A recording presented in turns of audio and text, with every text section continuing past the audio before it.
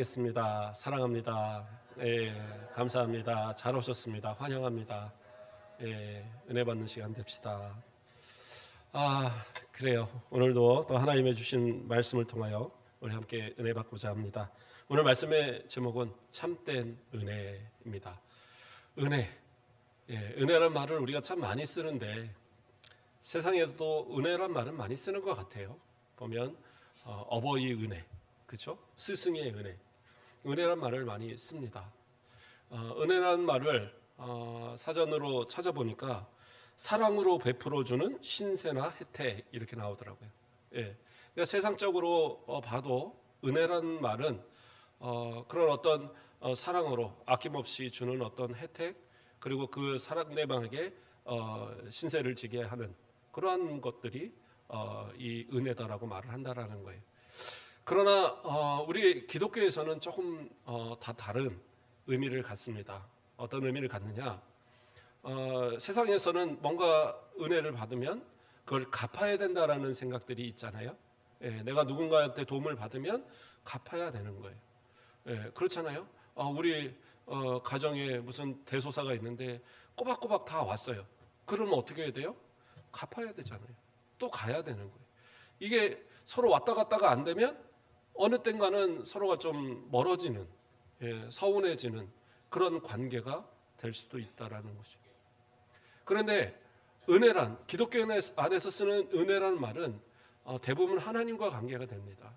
하나님께서 우리에게 베푸시는 것을 은혜라고 얘기하는데, 이것은 대부분 구원과 관계했을 때에 하나님께서 우리를 택하시고 우리를 예정하셔서 구원하시는 모든 일들은 전적으로 하나님께서 우리에게 행하시는 것이지, 우리의 어떤 공로나 우리의 어떤 노력을 조금이라도 첨가되지 않는다는 것이, 그것이 은혜의 본질입니다. 그러니까 은혜라는 것은 뭐냐? 철저하게 어떤 받을 것을 생각하지 않고, 그가 내게 주건 아니 주건 관계없이 그저 베풀어지는 것, 아무 조건 없이 베풀어지는 것, 그게 은혜라는 겁니다. 근데 많은 사람들이 은혜와 어떻게 보면 자비, 온정, 동정 이런 것과 좀 헷갈리는, 이것을 구별하지 못하는 분들이 많이 있는 것 같아요. 예전에 들었던 이야기인데 어떤 목사님이 동네에 불쌍한 부부 하나를 좀 도와줄 마음으로 교회 관리직을 맡긴 거예요. 보통은 이제 집사님들 이런 분들이 이제 맡아서 관리 집사님 이렇게 해서 임명을 해서 하는데, 그냥 관리직을 맡긴 겁니다. 그러니까 전도도 할 겸 그렇게 하셨겠죠. 근데 이 이사 와서, 그리고 이 교회 사택에 살면서 교회를 너무 열심히 잘하는 거예요. 그래서 집사도 되고, 그렇죠? 이제 세례도 받고 집사도 되고, 그리고 오랫동안 5년, 10년 그 이상으로 그렇게 교회에 충성을 다하는 모습으로 잘 생활을 했대요. 그런데 이제 자녀들도 다 커서 이 분가를 하고 이제 이 부부만 남았는데, 이 부부가 이제 어느 정도 돈을 잘 모아서 이제 가서 집도 마련할 정도의 돈이 됐고, 더 이상은 이제 굳이 관리직을 안 해도, 관리집사직을 안 해도 될 것 같은 생각이 들었던 것 같아요. 그래서 사임을 한 겁니다.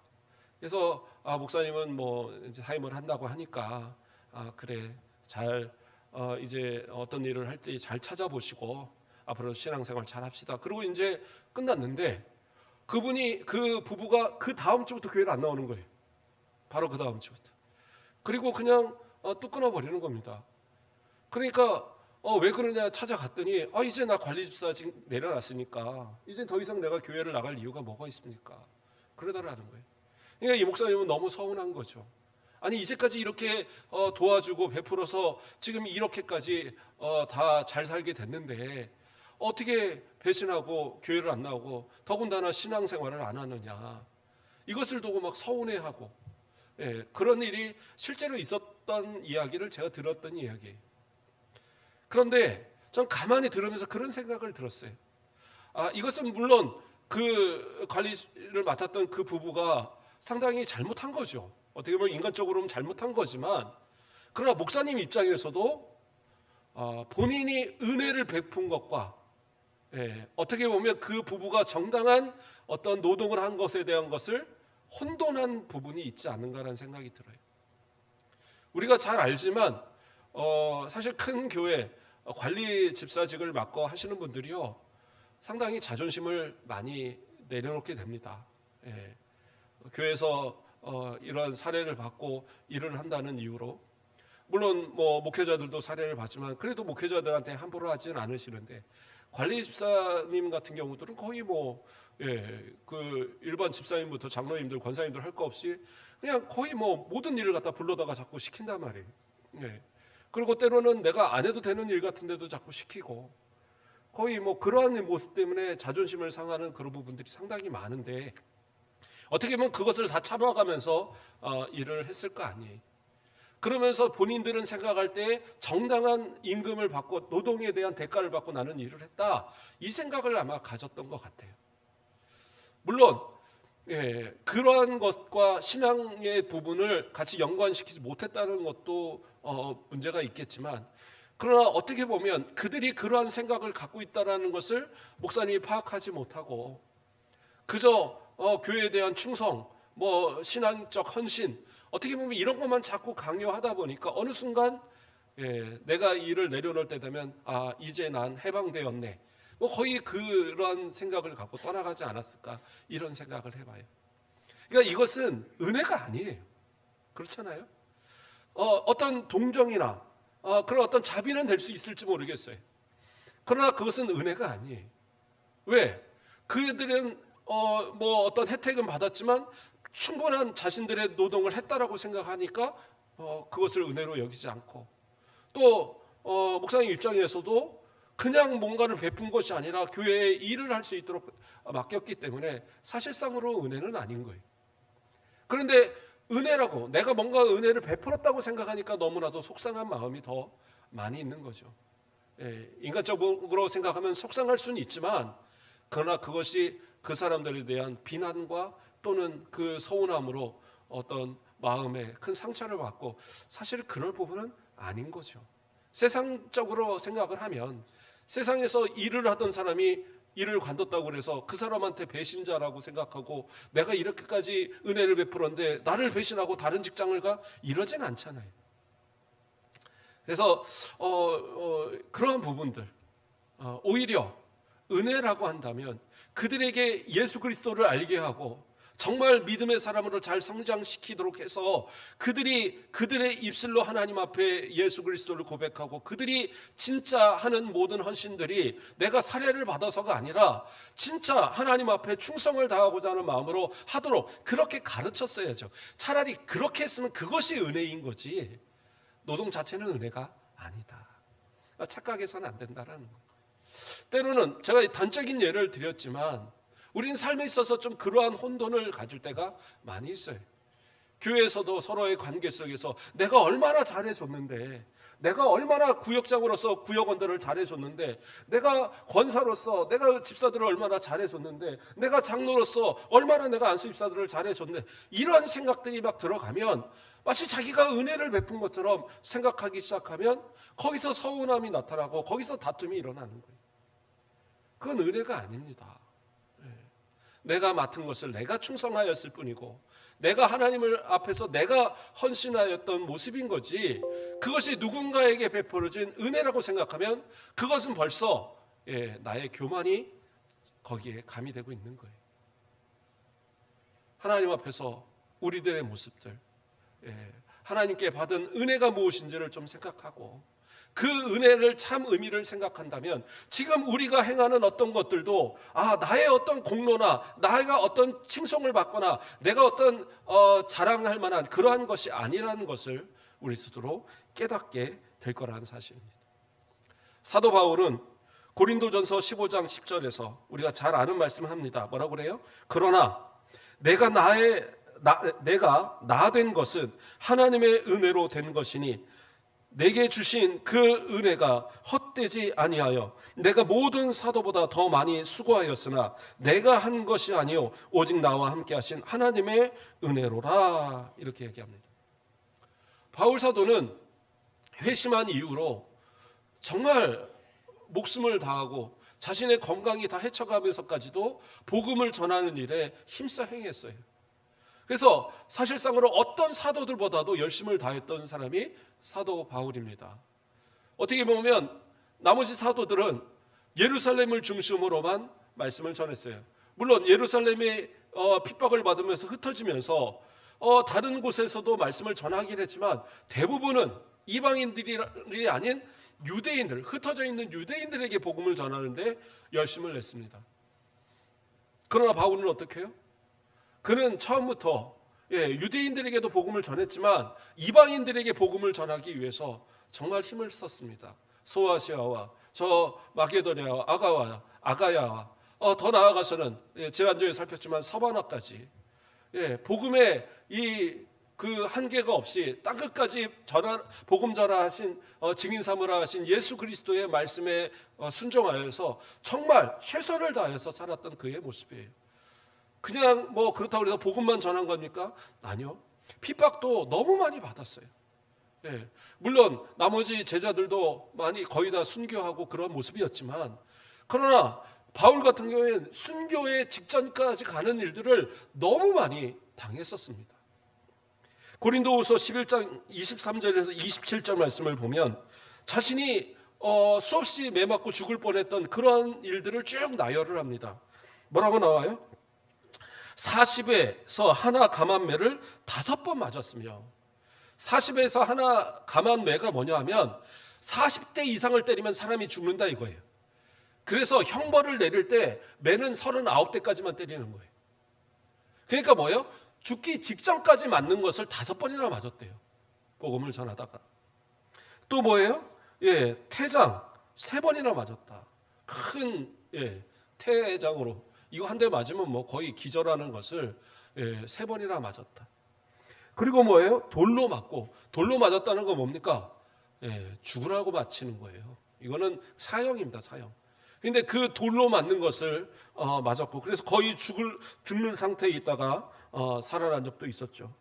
또 강의 위험, 강도의 위험, 동족의 위험, 이방인의 위험, 시내의 위험, 광야의 위험, 바다의 위험, 거짓 형제 중의 위험을 당하고, 여러 번 자지 못하고 줄이며 목마르고 여러 번 굶고 춥고 헐벗었노라. 이 정도의 모습을 가지고 이 헌신을 한 이러한 바울이라면, 저 같으면 하나님 앞에 그런 말도 했을 것 같아요. 하나님, 이 정도면 그래도 하나님 칭찬받을 만하지 않습니까? 이 정도면 그래도 하나님의 은혜에 합당하게 생활하지 않았습니까? 이런 말 할 수 있을 것 같아요. 부족하지만 저도 하나님 앞에 때로는 그러한 기도를 드릴 때도 있거든요. 하나님, 제가 그래도 이만큼 열심히 했으면, 하나님, 그래도 말씀을 이만큼 준비해서 열심히 하면 성도들이 그 말씀을 조금 듣고 막 은혜 받는 모습도 좀 주셔야 되는 거 아닙니까? 제가 이렇게 노력을 하면 하나님 좀 성도들을 막 이 자리 채워주셔야 하는 거 아닙니까? 하나님 앞에 그렇게 기도도 할 때가 있었어요. 하나님, 뭔가 그러니까 지금 생각해 보면 참 제가 이 말씀을 준비하면서도 참 부끄러웠습니다. 내가 과연 하나님 앞에 무엇을 해드렸기에 그러한 말을 할 수 있을까? 얼마큼 하면 그것을 내가 하나님 앞에 말할 수 있을까? 너무 부끄러운 말들을 하나님 앞에 말하고 있지 않았는가? 근데 바울은 뭐라고 그러느냐? 이렇게 많은 것을 했지만 그게 뭐라고 그래요? 다시 아까 읽었던 본문에서 내가 나 된 것은 하나님의 은혜로 된 것이니 내게 주신 그 은혜가 헛되지 아니하고, 또 내가 모든 사도보다 더 많이 수고하였으나 내가 한 것이 아니요. 자기가 그렇게 수고하고 모든 것 다 해놓고 바울 사도는 뭐라고 고백하느냐? 내가 한 것 아닙니다. 내가 지금 나 된 것 하나님의 은혜입니다. 하나님이 저 만드셨어요 라고 고백하는 거예요. 이게 은혜 받은 성도들의 자세라는 겁니다. 마치 내가 뭔가를 했으니까 나는 은혜 받았고, 내가 뭔가를 잘했으니까 이렇게 축복을 받고, 그것은 올바른 성도의 자세가 아니다라는 겁니다. 많은 사람들이요, 가난하고 어려울 때는 하나님 앞에 열심을 냅니다. 기도합니다. 하나님, 저 이 가난 벗어나게 하시면 하나님 앞에 충성을 다하겠습니다. 하나님, 저에게 좋은 직장 주시면 하나님 더 주의 일 충성하겠습니다. 저 좋은 집 주시면 더 열심을 다하겠습니다. 그런데 이것이 하나하나 채워질 때마다 그 열심은 오히려 더 적어지는 모습들을 많이 봐요. 그래서 많은 사람들이 고백하는 것이 뭐냐? 돈이 많아지니까, 일이 많아지니까, 또 가진 것이 많아지니까 하나님과 점점 멀어지더라는 거예요. 그러다가 어떤 분은 모든 거 다 잃고 나니까 그제야 하나님의 은혜였던 것을 내가 몰랐구나. 그러면 다시 회복을 해야 되잖아요. 신앙을 못하더라고요. 처음 가졌던 모습 회복하는 거 그렇게 쉬운 일이 아니더라고요. 예. 그 입술을 그 말로 제 앞에서 고백했던 분이요, 이제는 열심히 하는가 보다 했어요. 한 줄을 못 가더라고요. 한 줄. 뭔가 또 어려우니까, 뭔가 힘드니까 그거 먼저 해결하려고 세상으로 또 달려가는 모습. 진짜 하나님의 은혜라고 깨닫는 성도는 뭐냐? 내가 부하건 가난하건, 내가 높건 낮건 지금의 이 모습, 이 자체가 하나님의 은혜다라고 고백하는 사람이 진짜 하나님의 은혜를 깨닫는 사람들의 모습이에요. 바울은 그렇게 고백하고 있는 겁니다. 나된 것은, 내가 나된 것은, 이건 뭐예요? 과거의 모습이든 현재의 모습, 그거 미래의 모습 관계없고, 지금 나의 모습, 가난하건 부하건 이것도 관계없고, 높거나 낮거나 관계없고, 건강하거나 병들었거나 관계없고, 지금 내 모습이 뭐예요? 하나님의 은혜다라는 거예요. 이것이 고백되지 않으면 내가 끝까지 하나님의 은혜 모르고 살아가는 그런 사람이다라는 거예요. 어떻게 지금의 내 모습이 하나님의 은혜라고 여겨지십니까? 이러한 고백이, 이러한 아멘의 고백이 우리는 계속 되어져야 되는 거예요. 만약에 우리가 예수님을 몰랐다면 우리는 어떠한 모습으로 지금 살고 있을까요? 어쩌면 돈의 노예로, 어쩌면 세상의 어떤 권력의 노예로, 건강의 노예로, 또는 어떤 이 세상에 좋은 타락한 그런 문화에 빠져서 그것의 노예로 살아가는 그런 모습은 아니었을까요? 근데 하나님께서 우리를 건져내셔서 지금 이 자리에 앉게 하시는 이것이 얼마나 큰 은혜입니까?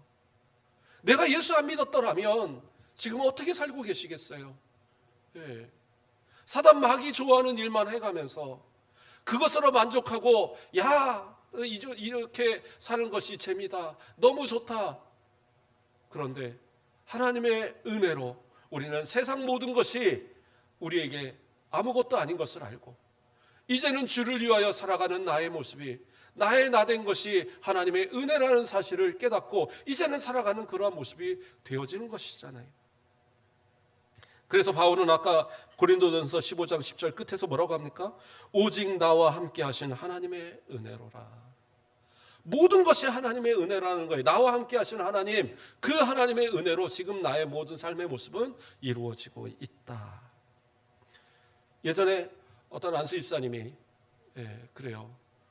그분은 이제 원로 장로님 아들이고, 그러니까 어려서부터 신앙생활을 잘 배운 분이에요. 신앙이 참 좋아요. 그리고 교회에서도 안수 집사님이 될 정도면 어쨌든 인정받고 잘 신앙생활 한 거잖아요. 근데 평교사로 교사를 열심히 잘 하셨어요.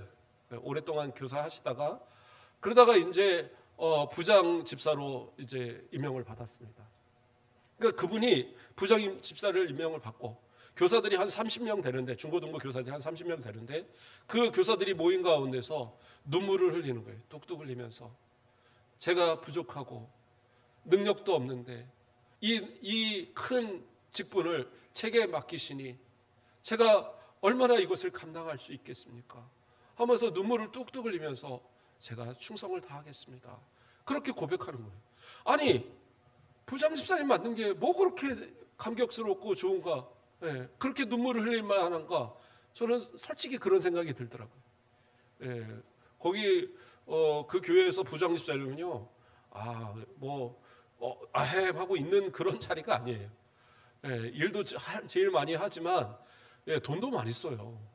부장 돼서 그 30명 교사들 매년 그 각 부서들이 다 그렇게 하는데, 교육 부서들이 다 회식을 시켜야 돼요. 그것도 거하게 시킵니다. 예. 그게 좀 전통처럼 있어서 그것 때문에라도 안 하려고 할 것 같아요. 근데 뭐 거의 뭐 월급 하나 한 달치를 다 털 정도로 그렇게 하는데도 그걸 감사로 해요. 그분들은. 자, 그런데 중요한 것은 뭐냐? 그분이 이 직을 맡는 동안 정말 성실하게 잘하셨어요. 예, 제가 봐도 너무나도 감사할 정도로 저와 같이 일을 했으니까. 예, 정말 어떻게 보면 에헴하고 이 정도면 돼라고 해도 되는데, 예, 어려서부터 교회에서 자라왔고 또 원로 장로님의 아들이고 하니까 뭐 교회에서도 누구도 함부로 할 사람도 아닌데, 그래도 그 겸손하게 엎드려서 이 기도하고 그리고 충성하고 하는, 가장 먼저 나와서 아이들 데리러 다니고 하면서 그 모든 이 아이들을 챙기고 교사들을 챙기는데 정말 충성을 다하더라고요. 그 모습이 뭐냐? 왜 그렇게 해요? 이것이 하나님의 은혜라는 걸 깨달으니까 하는 거예요. 네. 여러분들은 직분을 처음 받을 때 어떤 모습이셨어요? 아니, 처음부터 한번 생각해 볼까요? 세례를 처음 받을 때 어떠한 감격이셨습니까? 내가 이제는 하나님 앞에 세례 교인으로서 정말 우리 순천 가곡교회 성도로서 이제는 내가 세워졌습니다. 그런 감격이 막 넘쳐 흘렀습니까? 이젠 그래서 어떻게든 하나님 앞에 충성하고 헌신하려는, 뭔가를 더 하려는 막 그런 뜨거움이 있으셨어요? 처음 서리 집사의 임명을 받을 때, 처음 안수 집사로 세워졌을 때, 권사로 세워졌을 때, 장로로 세워졌을 때 어떤 각오와 어떤 생각을 가지셨습니까? 이게 하나님의 은혜라는 생각을 가지셨습니까? 내가 이제는 좀 높아진 것 같은데, 이제 나는 좀 존경받아도 될 것 같은데, 이제는 이거 내가 이제까지 하던 일들 저 밑에 사람들 하고 나는 이제 좀 해도 되는데, 이런 생각 하셨습니까? 그러지 않았을 것 같아요. 그래도 처음 맡았을 때 그 마음은 하나님 앞에 너무나도 이 감격스러워서 이 일을 내가 감당해도 될런지, 이 안수집사의 직을 내가 하나님 앞에 감당해도 될런지, 이 장로의 직을, 이 권사의 직을 내가 감당해도 될런지, 그러면서 두렵고 떨리는 마음으로 하나님 앞에 서지는 않으셨습니까? 그러지 않는데도 저는 됐는데요. 그러면 안 돼요. 그거는 잘못 직분 받으신 겁니다. 그래서 적어도 받으실 때는 그런 마음 가졌겠죠. 선서도 했잖아요. 하나님 앞에 그렇게 충성하겠다. 그 마음이 지금도 지속되고 계십니까? 지금도 그러한 마음으로 하고 계세요? 찬양대에 앉으셔서 찬양하실 때에 진짜 그 뜨거움에, 처음에 그 감격 속에 그 찬양하면서 눈물을 뚝뚝 흘리던 그때의 감격이 지금도 계속되고 있습니까? 찬양 운전을 하시면서 또 주방에서 밥을 하면서 이 음식을 통해서 우리 사랑하는 성도들이 먹고 건강하게 해주시고 하나님 은혜 받게 해주시고 또 충성하는 일꾼들 많이 되게 해주십시오. 그런 기도 가지고 하십니까? 우리 교사들 아이들을 가르치면서 하나님 이 아이들이 10년 뒤 20년 뒤 30년 뒤 이 나라를 책임져가는 일꾼 되게 하시고 세계를 책임져가는 사람 되게 하시고 이들을 통하여서 세상이 감당하지 못할 자들 만들어 주옵소서. 이런 기도 하십니까? 그런 감격으로 감당하고 계세요? 그렇지 않다고 한다면 우린 뭐예요? 우리가 맡은 직분에 대해서, 우리가 맡은 이 사명에 대해서 은혜로 여기지 않고 있는 거예요. 은혜로 여기셔야 됩니다. 은혜로 여기지 않으니까 내가 해도 되고 안 해도 되는 줄 알아요. 은혜로 여기지 않으니까 내가 어느 정도 하면 이제 그만해도 되는 줄 알아요. 은혜로 여기지 않으니까 이제 다른 사람들이 뭐라고 하는 것에 있어서 불만하고 불평하고 이것이 싫어지고 그런 모습이 나타나는 거예요. 은혜라고 한다면 그렇게 할 수 없죠. 그러니까 바울은 철저하게 뭐라고 얘기합니까? 나의 나된 것이 하나님의 은혜다. 또 우리가 읽었던 로마서 11장 6절에서 뭐라고 그랬어요? 만일 은혜로 된 것이면 행위로 말맞지 아니하미니 뭐예요? 그렇지 않으면 은혜가 은혜되지 못하니라. 내가 받은 이 사명을 은혜로 여기지 않으니까 내 삶에도 은혜가 되지 않는 거예요. 왜 주의 일을 하는데 복을 못 받습니까? 왜 주의 일을 하는데 마음이 평안하지 않아요? 왜 주의 일을 하는데 내 삶에 자꾸 불평과 불만이 나옵니까? 다른 거 아니에요. 이것을 은혜로 여기지 않으니까 그러는 거예요. 오히려 하나님께서 언제까지 내게 이것을 맡겨주실까? 내가 이 맡은 직분에 있어서 이것으로 인해서 하나님 앞에 언제까지 이것을 감당할 수 있을까? 그러한 마음 가운데 하나님 조금만 더 감당하게 하여 주시옵소서. 조금만 더 할 수 있는 건강을 주시고, 조금만 더 할 수 있는 시간을 주시고, 조금만 더 할 수 있는 열정과 모든 것을 하나님 주시옵소서.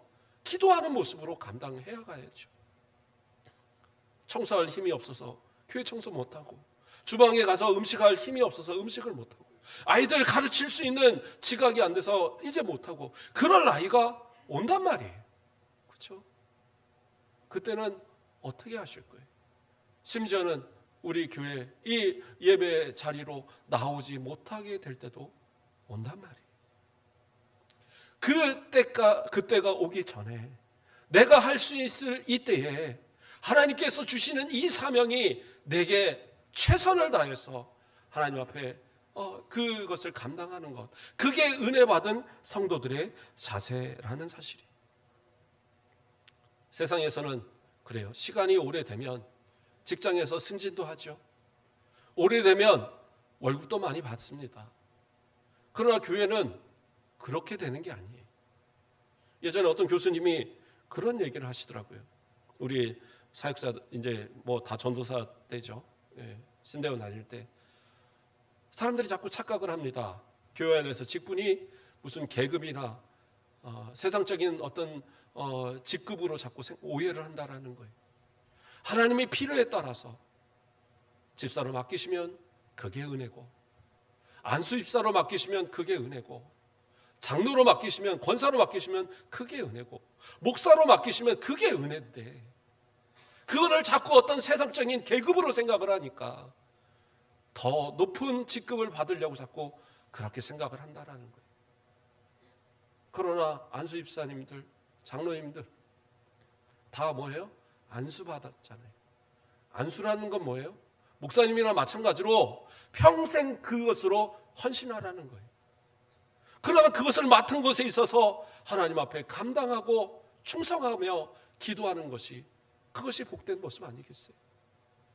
모든 걸 다 내려놓고 은퇴하는 나이가 되어도, 그러고나도 우리는 어떻게 해요? 그리고 그 직분을 계속 가는 거예요.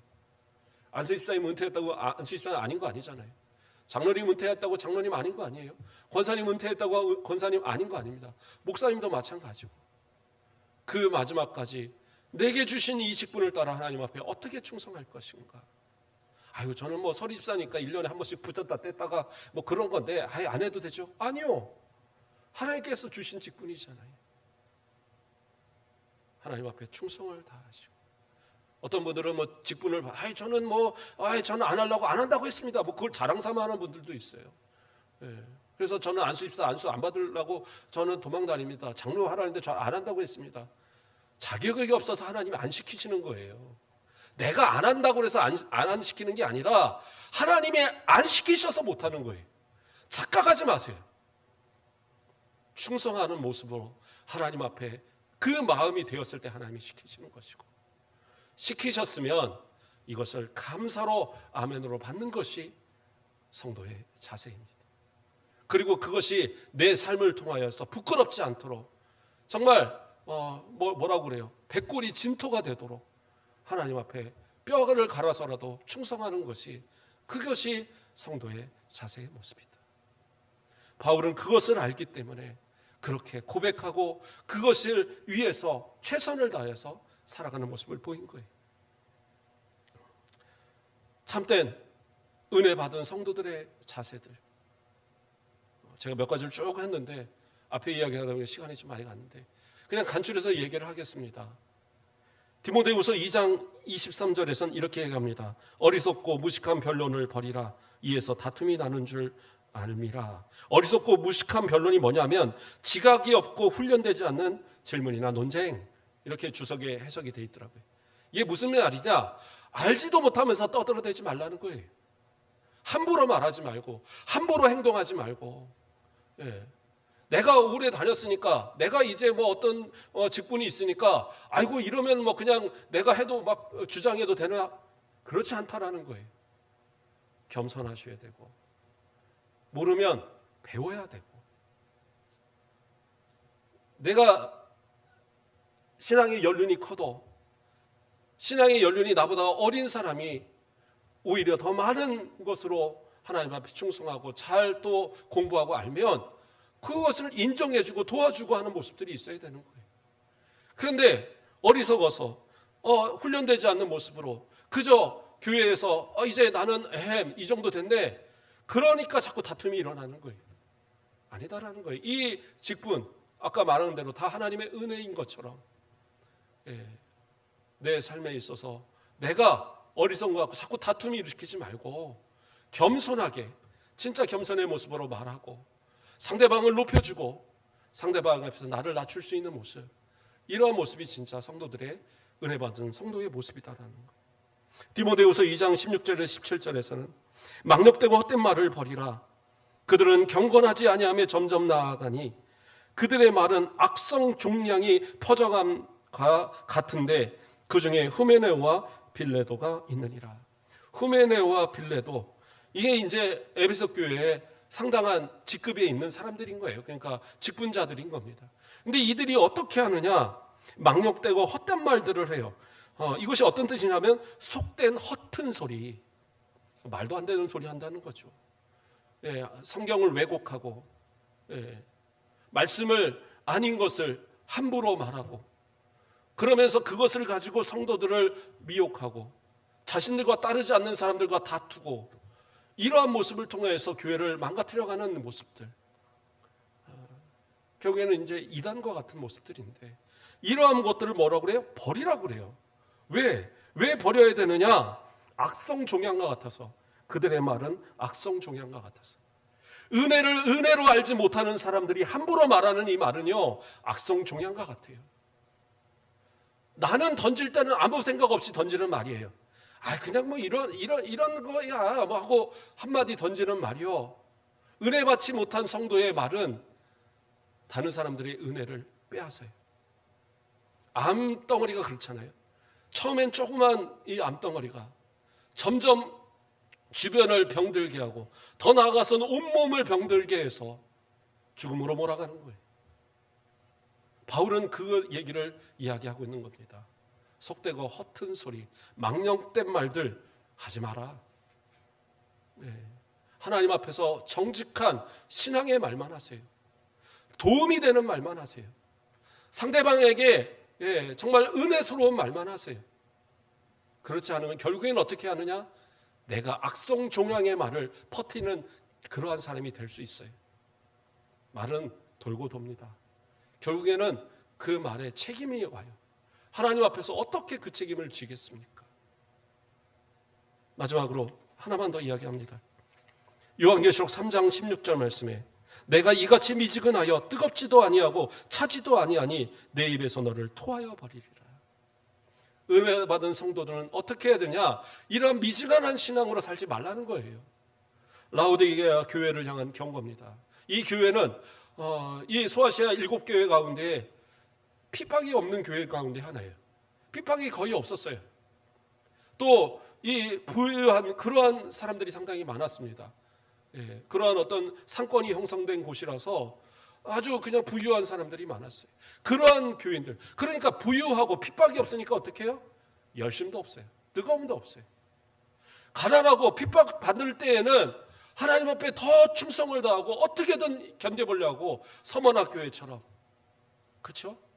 그렇게 열심을 내던 그런 모습들인데, 이제 부유해지고 이제 내가 이 걱정도 없고 근심도 없는 삶을 사니까 이제는 어떻게 돼요? 미지근한 신앙이 돼버린 거예요. 그러니까 하나님 뭐라고 그러십니까? 예수님 뭐라고 그랬어요? 내 입에서 토해버리겠다라는 거예요. 역겨워서 도저히 나는 너를 볼 수 없다라는 거예요. 이런 모습 되어서는 안 되는 겁니다.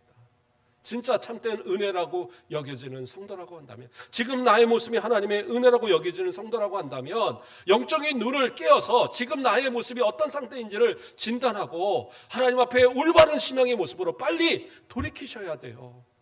눈이 멀었으면 빨리 안약을 사서 신앙의 안약으로 좀 바르고, 그렇죠?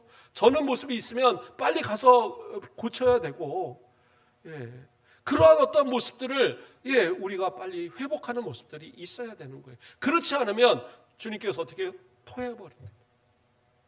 토한 거 다시 먹습니까? 아니요. 아예 버려버리겠다는 얘기예요. 이게 얼마나 두려운 경고인데요. 은혜 받았을 때, 지금 내가 그 은혜를 누리고 있을 때에 우리는 똑바로 살아야 돼요. 주 안에서 받은 이 은혜, 이 사명 감당하기 위해서 말도 조심하시고 행동도 조심하시고 우리의 모습이 하나님 앞에 은혜 받는 사람들로 그런 본이 될 수 있는, 장로면 장로의 모습으로, 권사면 권사의 모습으로, 안수집사면 안수집사의 모습으로 모든 성도들이 바라볼 때에 나도 저렇게 신앙생활을 해야지, 저런 것이 은혜 받은 성도의 모습이구나, 그런 본이 되는 모습을 가져야 되는 겁니다. 마지막으로 빌립보서 1장 20절에서 21절 말씀을 봉독해 드립니다. 나의 간절한 기대와 소망을 따라 아무 일에든지 부끄러워하지 아니하고 지금도 전과 같이 온전히 담대하여 살든지 죽든지 내 몸에서 그리스도가 존귀하게 되게 하려 하나니 이는 내가 사는 것이 그리스도니 죽는 것도 유익함이라. 빌립보서를 어디서 썼어요? 감옥에서 1차 투옥 때 했을 때. 물론 그때는 한번 풀려났다가 다시 2차 투옥이 되긴 했지만, 그러나 1차 투옥 때 또 마찬가지로 기독교인들이 핍박을 받던 시기이기 때문에 자기가 죽음을 앞둘 수도 있는 그러한 때예요. 그런데 그가 고백하는 것이 뭐예요? 나의 간절한 기대와 소망을 따라 아무 일에든지 부끄러워하지 아니하고, 이제까지 내가 하나님의 일을 위하여 맡은 바 충성 다했던 이 모든 것이 부끄럽지 않다라는 거예요. 그리고 또 뭐라고 얘기해요? 지금도 전과 같이 온전히 담대하여 살든지 죽든지 내 몸에서 그리스도가 존귀하게 되게 하려 함이니, 뭐예요? 지금도 전과 같이 처음 가졌던 그 믿음, 처음 그 은혜에 감격했던 그때의 모습, 처음 사도로 부름받고 처음 그 담에석 도상에서 예수 그리스도 만난 그때의 그 감격, 그래서 나가서 복음 막 전해냈던 그 뜨거움이 지금도 전과 같이, 지금도 온전히 나는 그 마음 가지고 살고 있다는 거예요. 살든지 죽든지 내 안에 계신 예수 그리스도께서 존귀하게 하기 위해서 나는 그렇게 살아간다는 거예요. 그리고 어떻게 해요? 마지막으로 죽는 것도 유익함이라. 이제 죽는다면 나는 주님의 품에 있을 텐데 이것이 유익인데, 그런데 주님이 아직도 맡기신 것이 있어서 이 자리에 살게 하시나 보다, 그 고백을 하고 있는 거예요. 저와 여러분을 하나님 은혜로 부르셨습니다. 은혜로 직분도 맡기셨어요. 은혜로 우리를 살아가게 하셨어요. 우리의 삶에 어떤 것도 하나님의 은혜가 아닌 것이 없어요. 그냥 구원받은 것만 은혜라고 여기지 마십시오. 내가 할 수 있는 모든 것들이 은혜예요. 내 공로나 내 노력이나 내 수고가 어떤 것도 가미되지 않는 하나님이 내게 주신 은혜라고요. 이것을 자꾸 잊어버리니까 불평하고 불만하고, 이것을 자꾸 잊어버리니까 게을러지고 나태해지고, 이것을 자꾸 잊어버리니까 내 입에서 잘못된 말들이 나오는 거예요. 우리 하나님 앞에 진짜 참된 은혜가 우리 가운데 기억되고 회복되어지고, 그 은혜를 주님 오시는 그날까지 내가 간직하고 지켜가고, 또 하나님 앞에, 예수님 앞에 그 존귀와 영광을 올려드리는 그러한 삶의 모습을 살아가시는 우리 모든 성도들 되길 주님의 이름으로 축원드립니다. 기도하겠습니다. 사랑의 하나님, 감사를 드립니다. 우리를 은혜로 불러주시고 은혜로 세워주시고 은혜로 살아가게 하심을 감사를 드립니다. 주님의 은혜, 그 은혜에 결코 배반하는 삶을 살지 않게 하시고, 말이나 행동이나 우리의 모든 생각과 삶 속에 오직 그리스도만이 존귀하게 되어지는 복된 삶 되어지도록 축복하여 주시옵소서. 감사합니다. 예수 그리스도의 이름으로 기도드립니다. 아멘.